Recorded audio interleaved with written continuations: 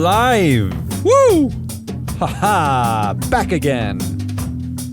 From the tail end of ESG month. Sad.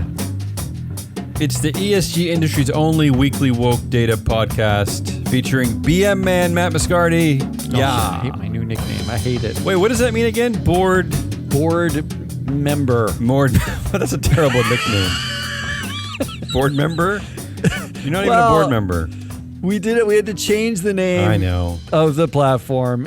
I So know. it was BS and it was It's a great. perfect And nickname. now it's Maybe we should go back perfect. to it. Screw them. And now I'm, yeah. In It's today's not great. egg-washed Speedo gas can called July 26, Where do 2023. you get these things? And that does not refer to our great guest coming up, so I just want everyone to know Not that. even close. We have a very special ESG month guest from the great state of Illinois. Matt, why do they always say that? Why are all the states so great? Because I can guarantee about 20 of the states really aren't great at all. They suck. I think it's a measurement. I think it's a physical measurement. Okay. Like the great, as in large state. We have on our show today U.S. House of Representative member Sean Casten. Yes, that's right. So you may have seen we live streamed our conversation with him yesterday. No, I was Yeah. I was in the conversation. How would I know that? How would I have seen that? You wouldn't know that, but everybody else knows that. Oh, we're talking to the audience. We live streamed the conversation with him yesterday. We are going to put I went to go edit it today, and it's just, he's so good. I love Sean Casten. Yeah, so we talked about the ESG hearings. He talked about ESG in general and wokeism, and how he actually talked about how the conservatives and his colleagues, some of whom he's friends with, are thinking about it and what they actually are like about it. There was no talking points. It was the anti-Vivek. Yeah. He was the anti-Vivek. He told Not a us about talking all the point was late night parties at Congress. No, Yeah, he didn't do that. No, He did not. It did not come out, but it's a really great interview. It is great. Sean Casten, maybe he'll move to Maine and run for Senate. I know. I was a little disappointed that he's not local. Well, Illinois needs him. So that's really our show today. We'll have a couple of ESG month related headlines we'll start with, but really the bulk of the show is dedicated to the great interview we had yesterday with Sean Casten. Other than that, Matt, that's all. Whoa. Our show today is being sponsored by S-Gage, your That's ESG correct. data Yes. solutions provider. It is. We talked to S-Gage today. We had a meeting with them. S-Gage wants to, they're talking about, they want to do all sorts of stuff with us because all we do is have fun, and their Because data we're is great. And just We're by great. them You know that? associating with us makes them greater. Do you hear that? Other potential sponsors to the show? We're great. Just get Although on board. Matt suggested it was my awful personality that's keeping sponsors away, but hey, I didn't suggest. I'll take that as a victory. I said it outright. I'm going to take that as a win. I said it outright. Are you ready? I want to say this. Yes. If you're watching this on the live stream right now, then you're going to have to go get the podcast or watch yesterday's live stream to watch the interview with Rep. Casten.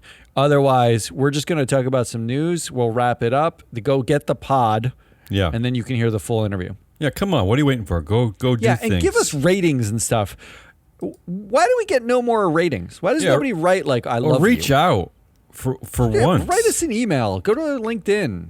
Get on the platform. We're also sponsored by freefloatanalytics.com. All right. Yeah. Let's do some news. And this is cogent news to the conversation we had with Rep. Casten. This is right? how So good let's do this.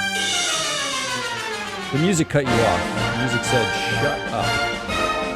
Actually, okay, for once, the music feels appropriate. That feels like a representative from the great state of Illinois walking into some kind of a chamber, an ESG month chamber.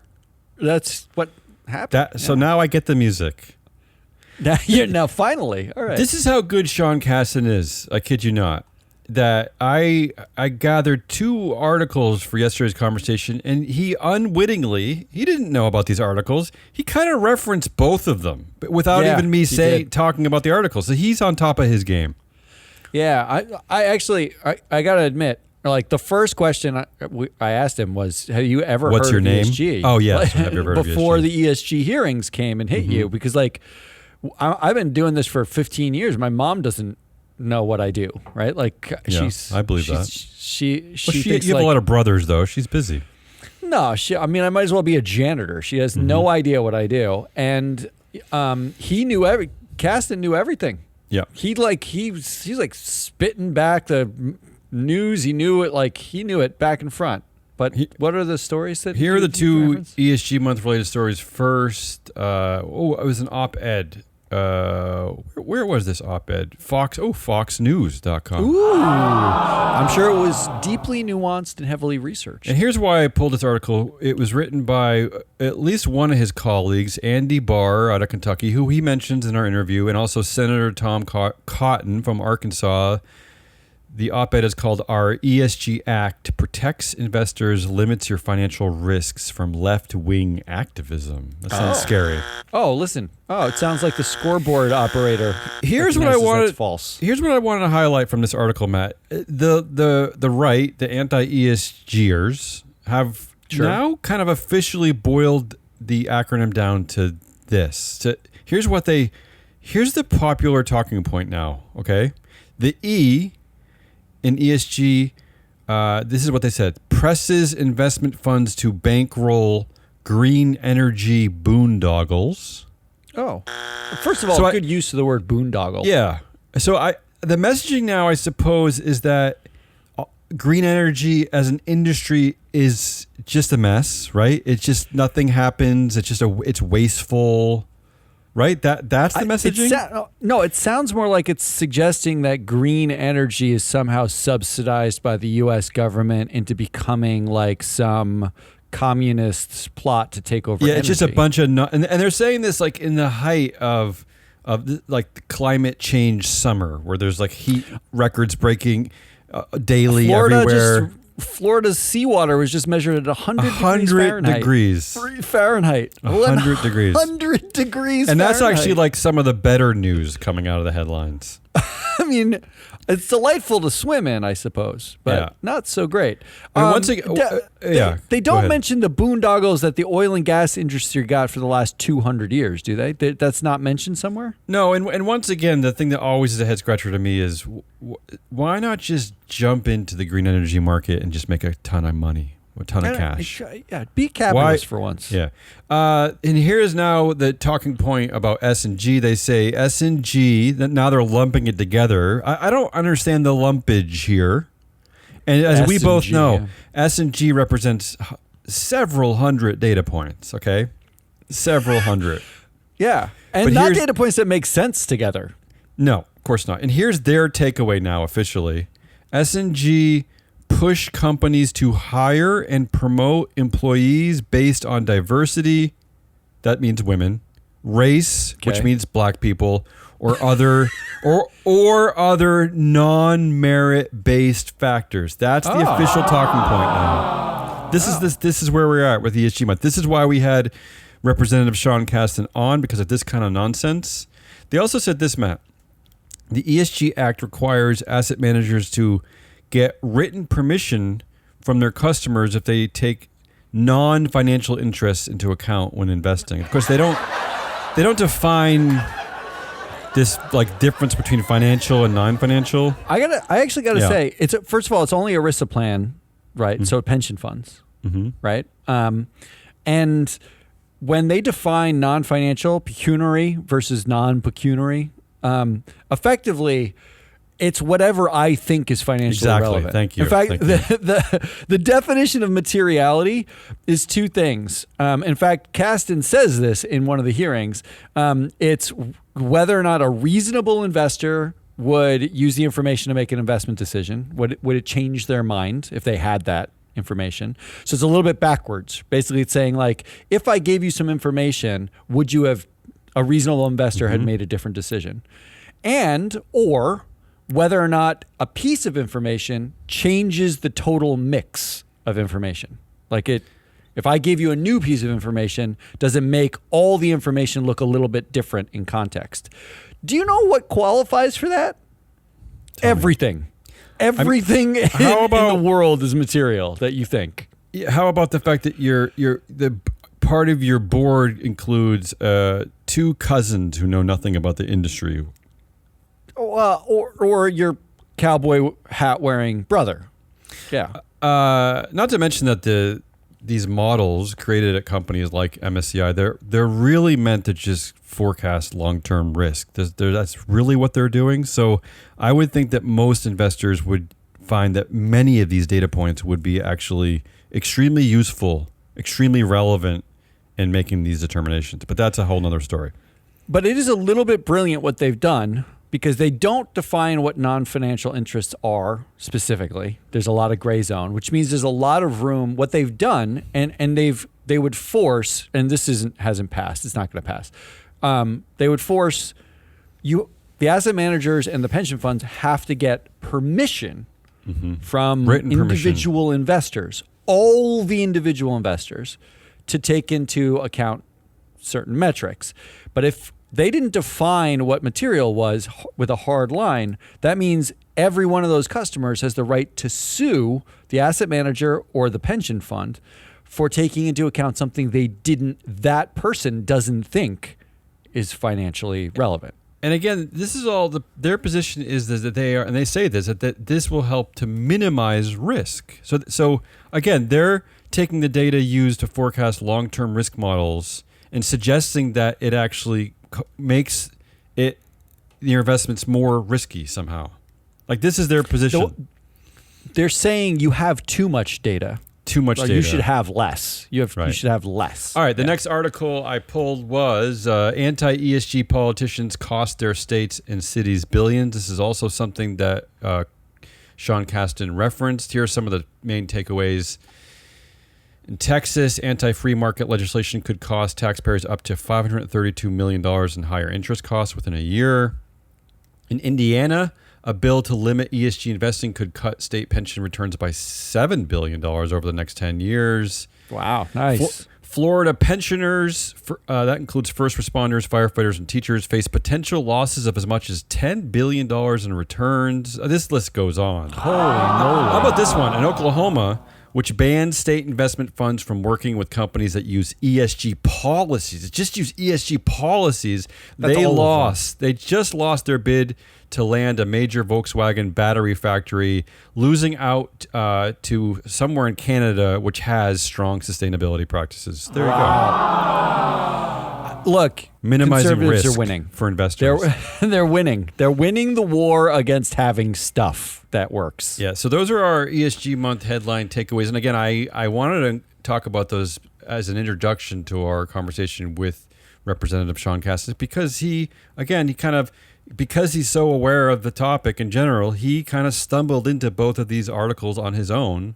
So yeah, I don't think he stumbled. My takeaway from him is that he read them, he knows them. He recited one of the data points. You're suggesting that he read my pre-show notes. Is that what you're suggesting? I'm suggesting that he's a regular Google avid account. listener of Business Pants. Oh, I like this. I like this storyline. And he's heard us talk about these things. And he has like an intern somewhere who's writing everything we say Where's down. my intern? Where'd my intern go? Isn't that Ari or Jesse?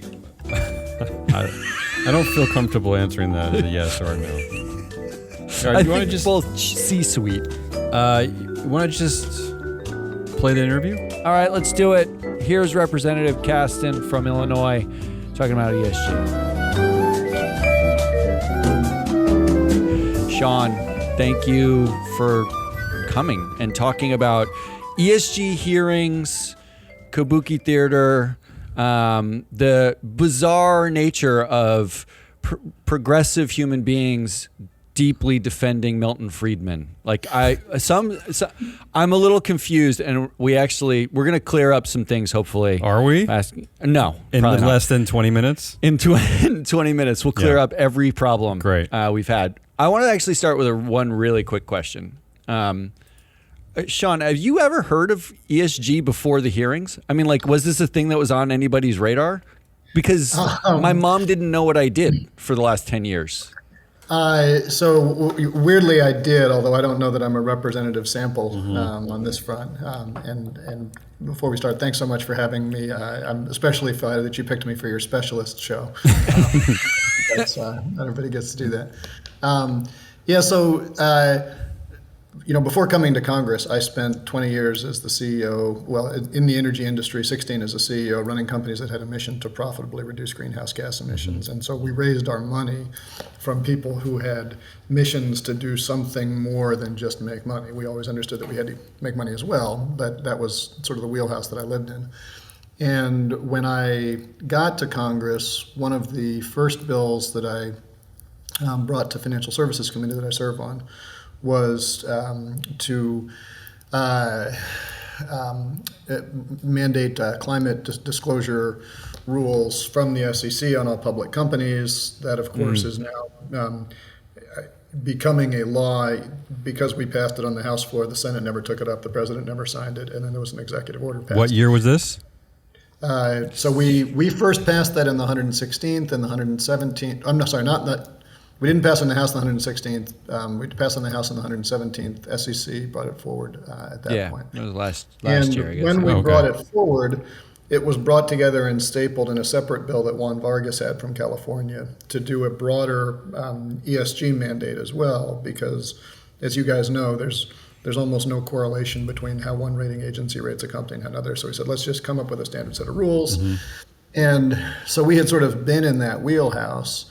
And Juan and I set up the Sustainable Investment Caucus at the end of last term because we felt like we just, we'd spent, a couple of years deep in this space, had developed some knowledge, seemed like something that should be focused on. And it was super nerdy. Our thought was like, let's create a nerdy caucus where we can bring in interesting speakers.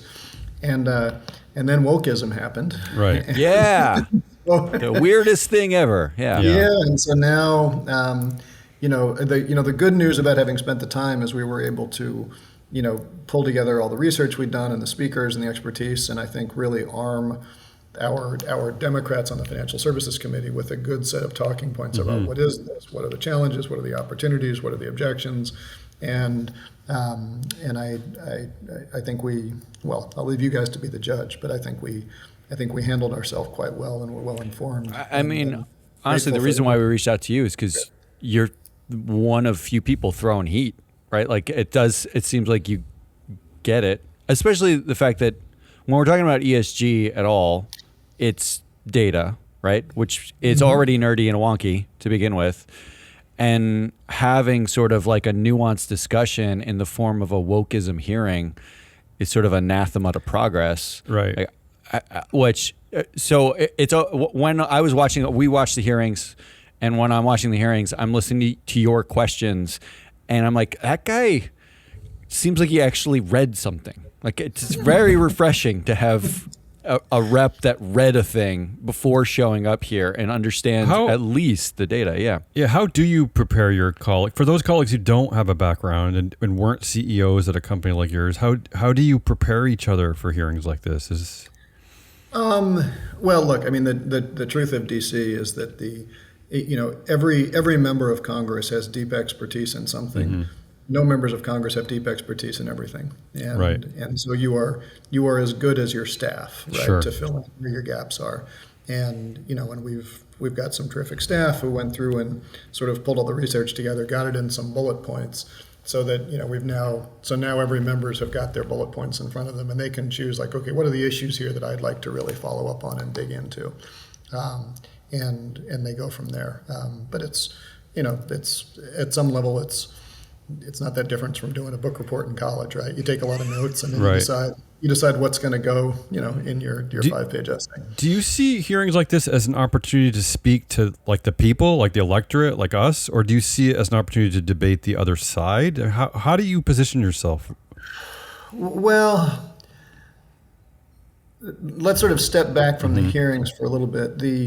I represent a district that is a very swingy district. I flipped it in 2018. It had been Republican for 50 years. I've never won by anything outside of the single digits. Oh, wow. Okay. Which is to say that, like, if this was a winning issue, I would have heard about it in my district. Right. Nobody gives a damn. No.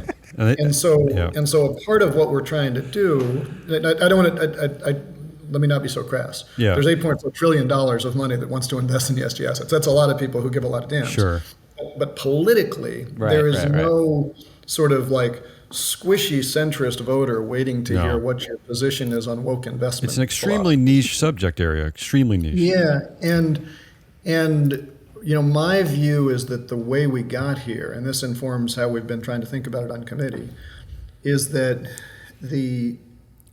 there has been a huge capital flight over the last 15 years away from bad things and into good things.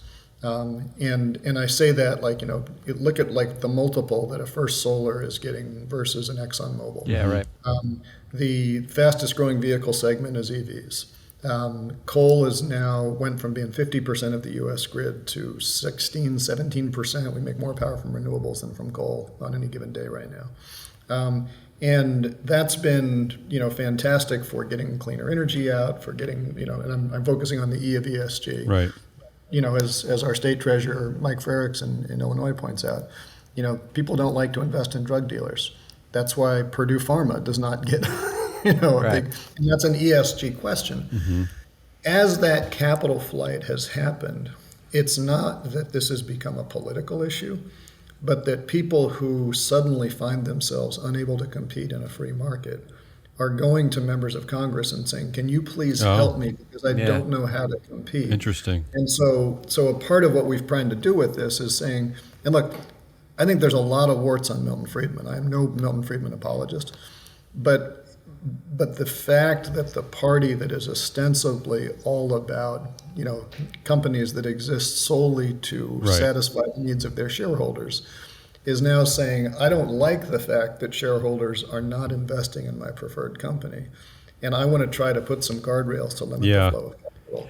That's a real problem, and we can talk about that politically and how to use 5 minutes, but I think at a larger level, if we decide we hate capitalism, let's at least have that conversation, right? Before throwing it out. Let's not just pretend we love capitalism while destroying it. Let me ask you something about that. I mean, that's certainly our perspective from, say, the left side, let's just call it. But do you think your colleagues are all aware of that reputation of the Republican Party, or are we putting that on them? I don't know that a lot of your colleagues think in those terms. When I'm trying to ask too, as an aside, is do your colleagues from across the aisle, when you're speaking to them off the record, do they refer to this as a bunch of nonsense too? Do you chuckle about that? Like how ridiculous this is that the modern day Republican Party is doing this, or do you not have those kind of conversations? There are issues where I find people agree off camera and disagree on camera. Mm-hmm. This is one where, and Andy Barr, who is like the poster child on the other side of this issue. Okay. He and I are actually really good friends. Like I like him a lot. He's a nice guy. We get along well. I think he really believes this stuff. Okay. In some ways that's why I'm friends with him. That I don't think he's lying. Mm-hmm. I just think he's misguided. Yeah, it makes it more authentic. Yeah, that's true. And I think there's a view, and I don't want to make this about Andy Barr, but I think there's a general view on that side of the aisle that they see all this capital flight away from bad things and view that by saying, well, that's only happening because government intervened. Okay. I perceive myself as a capitalist. And so the Clean Air Act is an anti-capitalist thing because it is government making it harder to do this. Now that's a slippery slope, right? Because child labor laws are anti-capitalist. Minimum wage laws are. OSHA is anti-capitalist, right? And there's all sorts of things. Yeah, that's what I was going to ask. I think there's a confusion about the opposite of regulation is not anarchy. Not to mention the irony of a democratically elected official being against the institution at which they were elected to represent. It's another level of irony, but go ahead, Matt. I'm curious, like if this is basically the death throes of the oil and gas industry, right, and the coal industry, fossil fuel writ large, we're at the beginning of those death throes in a way, right? Like we still need it for the foreseeable future, but it's a deep wane, let's call it. Mm-hmm. I get how that lobby would affect, these hearings, or Andy Barr or anybody else on that side of the aisle's deeply held beliefs. And you could look at something like the EPA. But you mentioned OSHA. What I don't get is the lumping in of S and G of ESG. What we're talking about, like DEI. I don't know how do we. I guess what's really confusing to me is how we end up in a place where it's like, I would get it if you just said, this environmental thing is killing our markets, but hiring people of color is killing our markets, or like that part lumping that's the in, woke, I don't but get. that's the woke element of this, right? No, don't it's the get. same. It's the same thing, right? I had a African American friend from college who, when after the Tea Party wave, but before Trump, he said to me that he felt like there was just a lot of bad stuff going on in the country, and I said, all right, what are you seeing that I'm not? And I forget how exactly he put this, but he basically said a country that is on a path to realize Martin Luther King's dream is a huge threat to white men of low character. Right. Right. And I think that pushback, in the same way that you have, if you're ExxonMobil and you can't find your way to more than 7 times multiple on earnings, like the investment community is saying, I don't trust you with my money. I don't trust you with a position of power. Well, the flip side of that is if you're Don Trump Jr., nobody would hire you if you had to be evaluated just on the content of your character. Merit-based hire, Excellence. There's a pushback from a lot of folks like that who are saying, well, wait a minute, like I had a certain understanding of what opportunities I had in my life and what I had to do in order to realize those opportunities. And that understanding, is not really there anymore, and it's scrambling my definitions a little bit. And I could be sympathetic to that idea. I'm trying to be as sympathetic to that. No, as I think possible. that's a great observation, because they are the originators of benefiting on a non-merit based society, right? So they don't want to transfer that idea. In a non-judgmental way, but like if you were told for the first half of your life, if you do X, Y, and Z, good things will happen. Mm-hmm. You did X, Y, and Z, and now you're not getting the things that you expected. I think we can empathize that that's disorienting, whether or not it's fair that somebody else had to do X, Y, Z, A, B, and C, right? And you only had to do X, Y. But I think we can still empathize in some of that sort of frustration and pain is what's happening there. I get it, and and I also think like Vivek is out there he was on the show, but he's out there on the GOP campaign trail, hammering away at wokeism and DEI. And when he was on the show, he actually used CRT, which was the boogeyman, 2-3 years ago, as the reason why we don't see as many female executives in the Fortune 500 as male executives. He uses it's like an explanation for what is, but also it's the enemy. And that dichotomy is the one I don't get. Like, you can explain the sort of systemic barriers and the really obvious in sort of publicly traded corporate world, right? Our data, the stuff that we do, is board data, and we look at like gender diversity on boards. We have data on every company in the world, and we can see the power gaps. Women have less power even when they're highly represented, and people of color have less power even when they're represented. We have the data to show it, and it's also like, it's not enough. Like, it's the threat. It feels metaphysical is what it feels like, more than it feels like actual. Like a turf war, essentially. Yeah.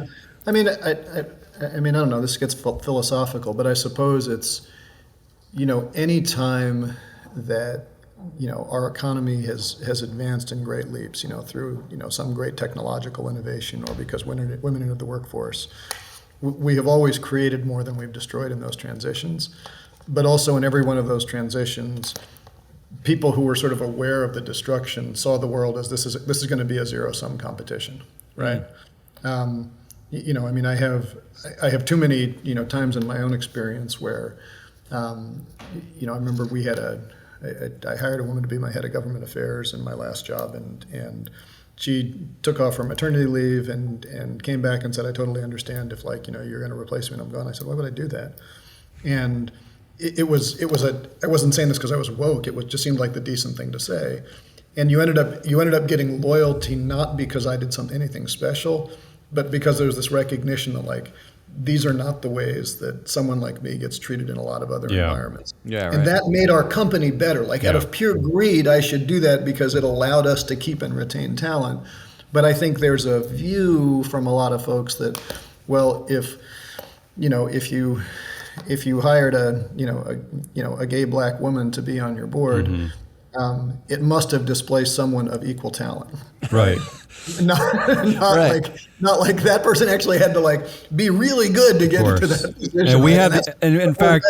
fact, we have the evidence to support that she was, in fact, even better than her colleagues. She was to get likely that far. better. Yeah. The data suggests that like they're academically, experientially, everything a lot better because the bars are all held higher to even get into those roles. There was a wonderful, and this was like a dozen years ago. It was this analysis of one of the Scandinavian parliaments that mandated equal gender participation. And it was about how the caliber of the parliament got better, like the number of bills passed, the bipartisanship of the bills passed, any metric you wanted improved. And the paper was called "The Tragedy of the Mediocre Man," because they said that the challenge, it wasn't that it got better because women were better. It was that when you mandated the inclusion of underrepresented groups, you cherry-picked the best members of those groups, and you displaced the worst on the other side. Interesting. Yeah. And It's like Jack they called it Welch. the tragedy of the mediocre man because they said you're going to see a backlash from people who were not necessarily misogynist, but the only thing they know is they lost their job because of this gender inclusion angle. Yeah. You know? Well, I mean, like, and I always describe to people saying, like, who broke the color barrier in baseball? You know the answer to that question. Who lost their job because Jackie Robinson on the team? Right. No idea. Right. Right. No, that's true. So it's interesting to me. You live this. You're sitting in the hearings, right? You're one of very few ex-CEOs in a political hearing asking questions about capitalism, like taking part of this Kabuki theater. What is it like to sit sort of there and know you experienced a lot of this? As a CEO, you dealt with climate issues, you dealt with diversity, like the conversation around diversity and hiring and talent and things like that. You had to think about them. Do you get frustrated sitting there, like thinking to yourself, you guys, what are you talking about? Like, I did it. You have no experience in this except like the 3 bullet points that you got from Heritage Foundation this morning. Look, like all of us, I get frustrated every day that my wisdom is not celebrated and people don't just come down before me. Hey, we're celebrating it Ask me today. what to do. Yeah, I mean, That's why you're here. Put this up. There's going to be cheers in the background when we put this up on the internet. No, I mean, I think, I don't get frustrated by it, except in the sense that most people who get into Congress by some background in the law, which is fine. Like, it's totally appropriate if you're going to write laws. It's useful to have a law degree. There's many a day I wish I would have taken a constitutional law class at some point in my life where I was tasked with taking an oath to defend it. But at the same point, like, a background in law is something where you are trained to represent your client, not to represent the truth. That, to figure out what to elevate, what to suppress in order to get a desired outcome. A background in business or a background in the sciences, you are taught that there are certain laws that are inviolable, right? You can use your marketing department to get around the corners, but the laws of economics, the laws of physics, like, you can't really debate those. And what's frustrating is that when you have folks who have never dealt with a law except in the context of one that could be negotiated and modified, you end up having conversations about, can we just modify the laws of economics? Can we modify the laws of physics? And no, you can't, except that in Congress, if 218 members of the House vote that gravity isn't real, gravity isn't real. Right. Like, would not encourage you to jump off a building, but you can vote, you can pass a law that says gravity isn't real. Well, isn't that, you pointed this out in the hearings. Some of your quotes in the hearings are fire. That you pointed out in the hearing, you said, you mentioned like Indiana and their ESG ban, Kentucky and their ESG ban, and the expected costs of that, right? Which is basically, isn't that the same thing as basically saying gravity's not real, let's jump off this cliff? Yeah, well, I think those aren't just expected costs, those are real costs, right? Because they took supply out of their market. They said, okay, we used to have all these funds that were available to the pension funds. We're going to take them out, and basic supply and demand, turns out fees go up, right? Yeah. Because you got less competition. And so they're actually now, paying billions of dollars they didn't have to pay just in higher deal fees. Setting aside, like, do you get a better return? Do you get a worse return? I don't know. It's a market. But that's not really what this is about.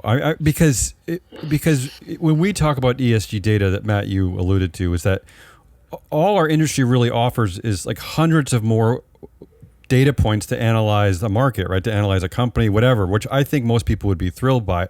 So I don't know that this is the money, the losses, the return. It's not really what this is about. The language is kind of more of a holy war kind of language, or as you were alluding to, some kind of a turf war or something else. Like, this is a cultural war. This is not about the bottom line, I don't think. Yeah, no, and there is also, I think there has always been a schism in financial regulation between, of course, do you prioritize the interests of investors or the democratization of access to markets, right? Push too far on one line and you've got a bunch of people losing their shirt because they don't understand what they're investing in. Push too far the other way and only the uber wealthy can even participate in these wealth opportunities. And so there's some balance that's there. It has become very partisan, at least of late, that there are very few Republicans who will advocate for investor protections. And so when you have something like ESG that says investors want the following information disclosed in a consistent format on the 10Ks, that's an investor protection angle. And in the current Congress, standing up for investors has become a very partisan thing. Right. Which honestly, and part of it is probably because anyone who's passing the laws doesn't necessarily bear the brunt of the cost. So we see this in, like, when we look at board members, and the irony is, for a decade, we were talking about how companies were the opposite of woke. The problem was the data suggested it was all the opposite. And we would say things like, company XYZ set a 2050 net zero target, and the average board age is 68 years old, and just by mortality rates, you're all dead, right? Like, by the time 2050 hits, or how there's about no that incentive. How about that BlackRock just kind of invariably supports management, right? They don't 96%. Right, they were never a woke entity in our world. They were never a woke thing, right? So there's a incentive gap, right? Like, pass a law in Indiana that says ban ESG, but you don't bear the brunt of the raised taxes 10 years from now to cover the costs of limiting supply, to your point. Yeah. I want to, we have 2 minutes left of your time, and I want to waste it doing a stupid game. Are you up for a This have to be fast. Yeah, we'll do like a speed round. These are sort of yes/no questions, and they are wonky governance questions for the most part. Are you game for a really short game? Yes. Love it. Hesitantly, yeah. Yeah, it's like, I'm here now. I guess I don't even know if we're game for the game. Yeah. All right, Damien, take the game away. Go ahead. All right. The game really is: are you in or are you out? Right? Are you with this potential corporate governance change, or are you out? And you have even more expertise than we were hoping for. So yeah, honestly, I feel stupid now. How about this first one? I won't get to all these.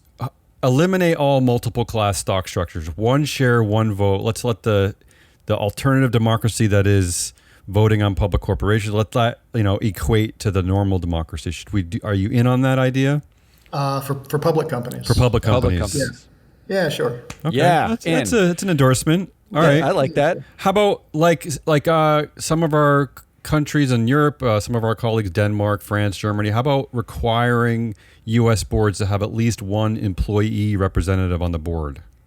Oh, I love it. Then we can finally undo the ghost of Milton Friedman. Okay. Yeah, okay. That's a yes. Okay, this is the big one. Nell Minow, who was one of your experts, is actually one of the co-founders of the original company that I worked for here in Portland, Maine. So she was fantastic. She's fantastic.